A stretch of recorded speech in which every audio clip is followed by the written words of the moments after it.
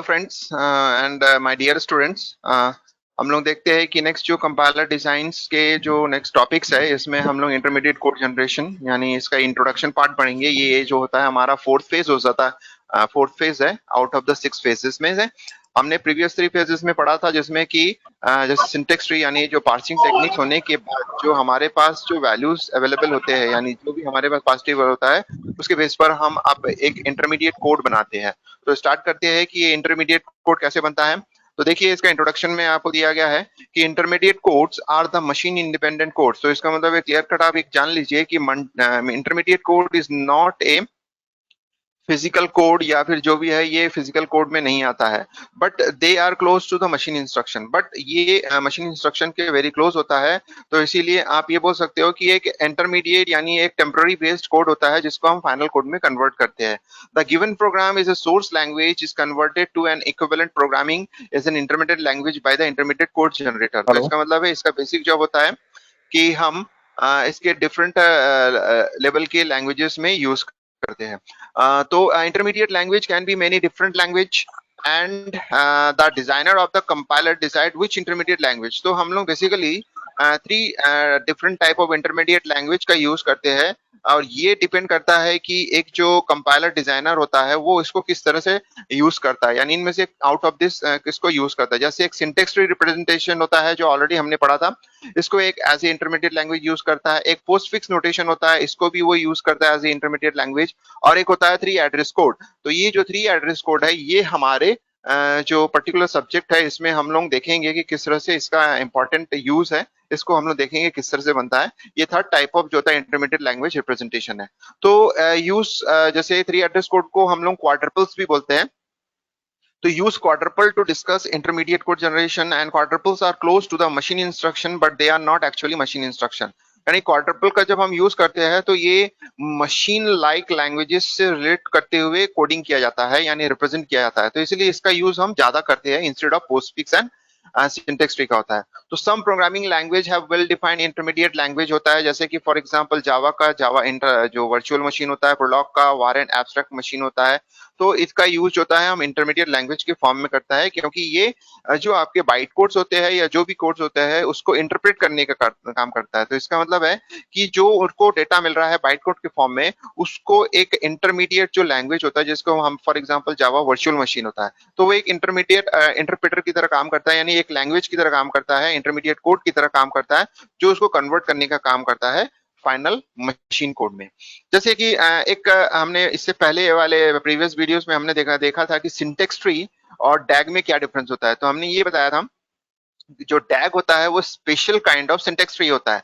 तो जब special kind of syntax tree होता है इसका मतलब होता है कि डैग में हमको क्लोज लूप दिखते हैं। लूप मतलब है कि एक क्लोज सर्कल आपको दिखेगा, कहीं ना कहीं आपको मिलेगा। तो ऐसे रिप्रेजेंटेशन जिसमें आपका जो होता है क्लोज ग्राफ मिलते हैं उसको हम लोग बोलते हैं डायरेक्टेड एसाइक्लिक ग्राफ।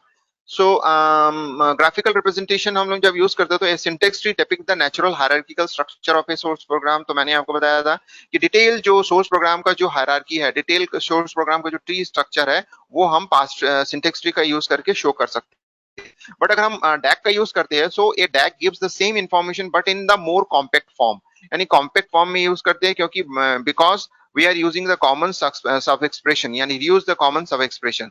तो इसीलिए वो कॉम्पैक्ट फॉर्म में यूज होता है। जैसे दोनों आपके पास एग्जांपल साइड बाय साइड दिया हुआ है जिसमें यू माइनस का मतलब होता है यूनरी माइनस। तो ये जान के रखिए जैसे सी में माइनस सी लिखा हुआ है तो ये जो सी माइनस है वो इसके लिए यूनरी माइनस है। तो उसको हम कैसे रिप्रेजेंट करते हैं आप देख सकते हैं इसमें।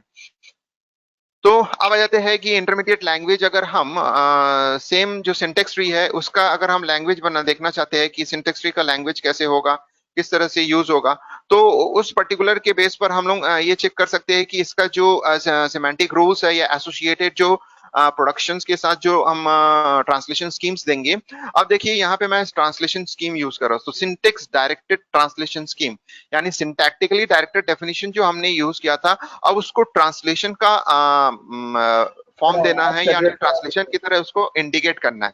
तो कैसे करेंगे? तो सर उसके आप लिए देखिएगा कि जब भी हम इसका यूज करते हैं तो ब्रैकेट लगाते हैं। ब्रैकेट का मतलब ये होता है कि ये जो कर्ली तो ब्रेसेस है, इन unable to curly braces observe. को के अंदर अगर हम किसी चीज को लिख देते हैं, सो दे हाँ आर नोन कटरी। एज ए सिंटेक्स डायरेक्टेड, जो डेफिनेशन है उसको हम एक ट्रांसलेशन स्कीम की तरह मान लेते हैं। यानी ये अब कन्वर्ट करेगा डायरेक्टली, जो भी हमारे पास रिप्रेजेंटेशन होगा उसको डायरेक्टली वो फिजिकल यानी मशीन इंटरमीडिएट कोड में कन्वर्ट कर देगा। तो जैसे फॉर एग्जांपल ट्री के लिए हमने ऑलरेडी पढ़ा था, तो उस चीज को यहाँ रिप्रेजेंट किया गया है। लेकिन यहाँ पे और प्रीवियस से डिफरेंस ये है कि यहाँ पे आपको ये कर्ली ब्रेसेस के अंदर लिखा गया है, तो इसीलिए ये वही चीज जो सिंटेक्स डायरेक्टेड प्योर डेफिनेशंस कहलाते थे, अब ये जो होता है सीधा सीधा ट्रांसलेशन स्कीम के नाम से जान सकते हैं इसको। तो इसीलिए इसको हम लोग बोल रहे हैं सिंटेक्स डायरेक्टेड ट्रांसलेशन स्कीम, यानी जो सिंटेक्स लिखा गया है उसके डायरेक्शन के उस टुवर्ड्स द डायरेक्शंस, जो उसका ट्रांसलेशन स्कीम होगा उसको हम ब्रैकेट के फॉर्म में लिख देते हैं।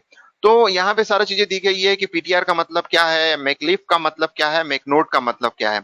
तो ये सब चीजें होता है इंटरमीडिएट कोड को जनरेट करने के लिए मेनली यूज करते हैं। अब आ जाते हैं नेक्स्ट जो हमारे पास है जो एनोटेटेड पार्स ट्री, हमने ऑलरेडी पढ़ चुका है। उसी चीज को यहाँ पे अब हम थोड़ा पॉइंटर के फॉर्म में पढ़ते हैं। यहाँ हम इसको वैल्यू के बेस पर नहीं पढ़ रहे।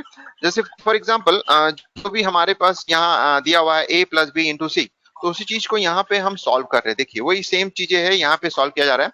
तो हो कैसे रहा है आप देख सकते हैं। पहले a क्रिएट किया, तो id dot place is equal to address of symbol table, जो हमारे पास है वहां से a का एड्रेस हम लेके आते हैं और वहां पे id डॉट प्लेस में इसको स्टोर कर देते हैं।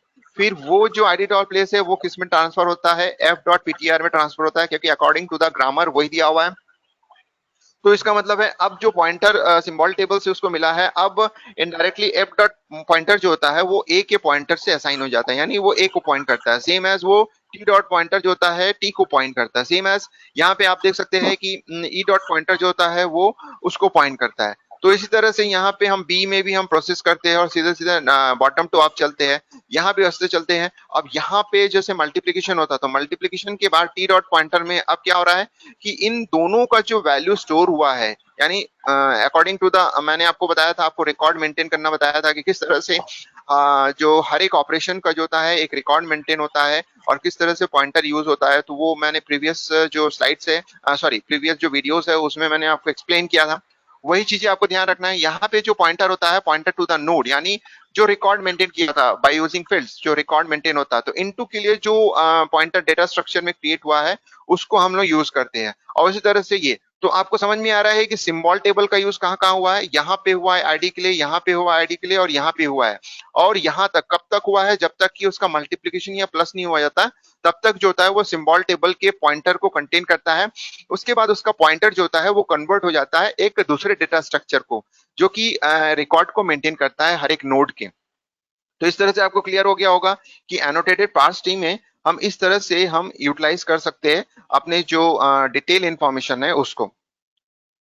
अब यहाँ आ जाते हैं, अगर सपोज कर लो मैंने अभी बताया आपको सिंटेक्स ट्री, यानी तीन टाइप के इंटरमीडिएट कोड रिप्रेजेंटेशन होता है। एक मैंने आपको बता दिया है कि सिंटेक्स ट्री रिप्रेजेंटेशन कैसे होता है। अब मैं आपको बताने जा रहा हूँ पोस्ट फिक्स नोटेशन के लिए रिप्रेजेंटेशन कैसे कर सकते हो। तो उसके लिए डेफिनेशन ऑलरेडी हमने लास्ट प्रीवियस जो वीडियो लेक्चर उसमें बता चुका था। इसमें आप देख सकते हैं कि मैं थोड़ा एक बार और बताऊंगा कि इसमें कैसे काम करता है। तो postfix notation is a linearized representation of a syntax tree, यानी सेम एज सिंटेक्स ट्री का ही होता है, लेकिन लिनियराइज्ड होता है, यानी एक सीक्वेंस में होता है। So it is a list of nodes of tree in which a node appears immediately after its children. तो इसका मतलब है इसमें नोड जो होता है उसके चिल्ड्रन के इमीडिएटली आफ्टर रिप्रेजेंट होता है। जैसे कि फॉर एग्जांपल यहाँ दिया हुआ है, अगर मैं इसका जो हमारे पास एक्सप्रेशन है इसका अगर मैं पोस्ट फिक्स लिखना चाहूंगा, तो देखिए कैसे हो रहा है। ए बी सी अनसाइन माइनस, यानी सी की आगे अनसाइन माइनस आया है क्योंकि सी के साथ डायरेक्टली कनेक्टेड है, तो अनसाइन माइनस। उसके बाद बी और सी के पास मल्टीप्लीकेशन है तो इनटू आ गया। और उसके बाद जो है फिर ये वाला है, तो बी सी यूनरी माइनस हम यूज कर रहे हैं, फिर उसके बाद इनटू यूज कर रहे हैं, फिर इन दोनों के बीच में प्लस हो रहा है और उसके बाद इक्वल टू साइन। तो इसका मतलब अगर हम लेफ्ट टू राइट चलते हैं तो वन बाय वन आपके पास प्रेफरेंस के हिसाब से सारे ऑपरेशंस परफॉर्म होंगे। पहले माइनस साइन पे इनिशियलाइज होगा, फिर जो इनटू लगा हुआ है तो इनटू यानी बी और सी के बीच में इनटू होगा, फिर उसके बाद जो है बी और सी होने लास्ट में ये प्लस ऑपरेशन, यहाँ से जो वैल्यू निकल रहा है और यहाँ वैल्यू निकल, इनके बीच में ऑपरेशंस होगा। तो यानी ए जो था लास्ट में है तो वो इक्वल साइन से होगा। तो इससे आपको समझ में आ गया है कि पोस्ट फिक्स नोटेशन के लिए उसका इस तरह से डेफिनेशन होना चाहिए। तो मैंने यहाँ पे आपको एक आइडिया दिया है कि किस तरह से ये काम करेगा। अब जाते हैं कि इसके लिए हम क्या लिख सकते हैं। तो जैसे इनफिक्स टू पोस्टफिक्स होता है, तो a simple translation scheme that converts infix expression to the corresponding postfix expression, यानी हमको ऐसा कोई ट्रांसलेशन स्कीम बनाना है जो कि हमने प्रीवियस स्लाइड्स में देखा है कि किस तरह से कन्वर्शन होना चाहिए, वो परफॉर्मेंस में यानी वो परफॉर्म करे। तो उसके लिए डेफिनेशन को कैसे लिखना है, तो इट्स योर चॉइस कि आप उसको कैसे भी लिख सकते हैं। लेकिन चीजें मीनिंग वही होनी चाहिए जो चीजें पोस्टफिक्स इनफिक्स से पोस्टफिक्स में होता है, वो कन्वर्शन देखना चाहिए। तो grammar that specify the semantic structure of the expression is a typical programming language as follows, जैसे यही ग्रामर का हम बेसिकली यूज करेंगे, लेकिन इसके सामने अब डेफिनेशन अकॉर्डिंग टू दैट ये हम कन्वर्शन के लिए जो भी है ट्राई करेंगे। तो ये है हमारे पास जो बेसिक जो ग्रामर है और उसके साथ जो सिमेंटिक ट्रांसलेशन स्कीम है। तो इसका मतलब है यहाँ पे जो आपको बताया जा रहा है, this is your syntax directed translation scheme. Translation scheme क्यों कहते हैं, क्योंकि ये हम अब इसको कर्ली ब्रेसेस के अंदर रख दे। तो इसका मतलब है कि सिंटेक्स डायरेक्टेड डेफिनेशन और सिंटेक्स डायरेक्टेड ट्रांसलेशन स्कीम के बीच में एक सिंपल सा डिफरेंस होता है। हम कर्ली ब्रेसेस में प्रोवाइड करते हैं ट्रांसलेशन स्कीम को, अगर हम कर्ली ब्रेसेस हटा देते हैं तो that will be known as a simple syntax directed definition.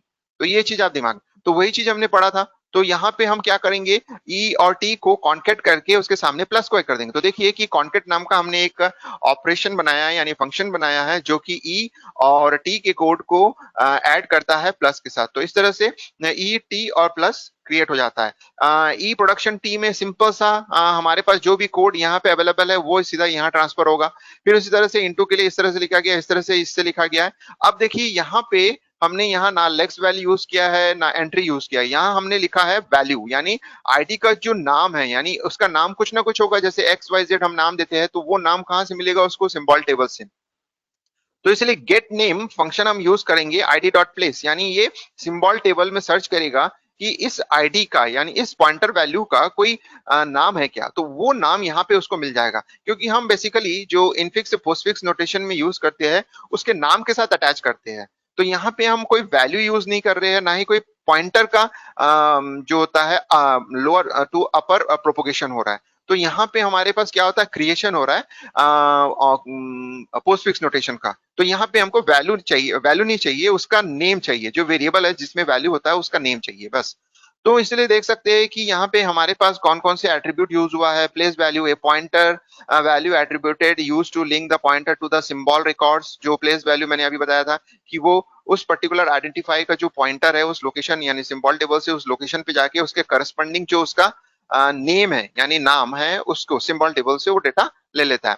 और उस तरह से गेट नेम जो होता है, मैंने अभी बताया कि गेट नेम का मतलब उस पॉइंटर लोकेशन में उसका करस्पॉन्डिंग नाम क्या है, जैसे एक्स वाई जेड में से क्या नाम है वो इसको यूज करेगा। जैसे फॉर एग्जांपल यहाँ पे एबीसी है, तो एक आईडी जो होता है, ए की जो रिप्रेजेंटेशन है वो आईडी से हो रहा है। तो ए का पॉइंटर लोकेशन यानी ए का सिंबल टेबल में जो पॉइंटर लोकेशन है वो यहाँ पे प्लेस होता है, और उसके बाद जो होता है उसके करस्पॉन्डिंग वैल्यू यानी ए उसको रिटर्न हो जाता है। तो इस तरह से हम कॉल करते हैं और हमको एक वैल्यू मिलता है।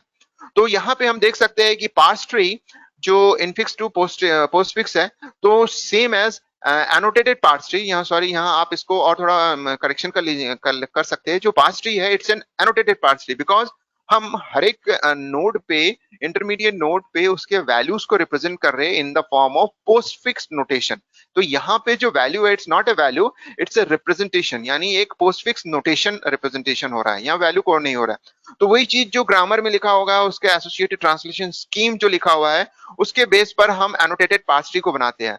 तो आपको समझ में आ गया है कि इससे पहले एनोटेटेड पार्स ट्री में आप वैल्यू यूज किए हुए, उसके बाद आपने एनोटेटेड पार्स ट्री में इससे इसी वीडियो लेक्चर में मैंने बताया था कि पॉइंटर का यूज करके बनाया है। यहाँ पे आपने देखा कि एनोटेटेड पार्स ट्री में आपने एक इनफिक्स टू पोस्टफिक्स नोटेशन को रिप्रेजेंट करे एनोटेटेड पार्स ट्री में। तो आपको ये समझ में आ गया होगा